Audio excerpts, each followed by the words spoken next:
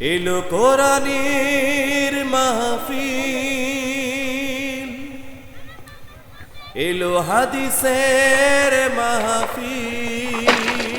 বিসমিল্লাহির রহমানির রহিম।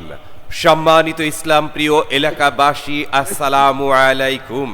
মনে রাখবেন, আজ বুধবার সময় বাদ আসর হতে কুতুবপুর পূর্ব পাড়ার উদ্যোগে চতুর্থ বার্ষিক তাফসিরুল কোরআন মাহফিলের আয়োজন করা হয়েছে।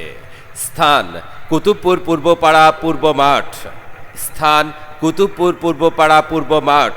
উক্ত তাফসিরুল কোরআন মাহফিলে প্রধান বক্তা হিসেবে বক্তব্য পেশ করবেন বাংলাদেশ বেতার ও টেলিভিশনের নিয়মিত আলোচক হাফেজ কারি মাওলানা মুশতাক আহমদ, পরিচালক কাশফুল কুরআন ফাউন্ডেশন রাজশাহী ও খতিব বাইতুন নাজাত জামে মসজিদ রাজশাহী।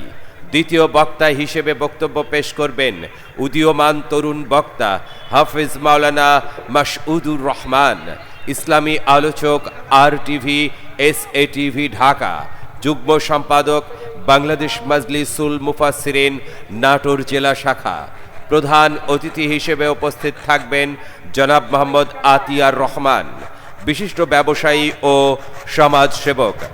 বিশেষ অতিথি হিসেবে উপস্থিত থাকবেন জনাব মোহাম্মদ শওকত আলী মোল্লা, বিশিষ্ট ব্যবসায়ী।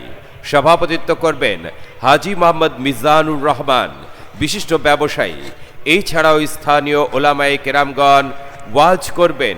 বিশেষ দ্রষ্টব্য, মহিলাদের পর্দার সাথে বসার ও ডিজিটাল পর্দার মাধ্যমে দেখানোর সুব্যবস্থা থাকবে ইনশাআল্লাহ।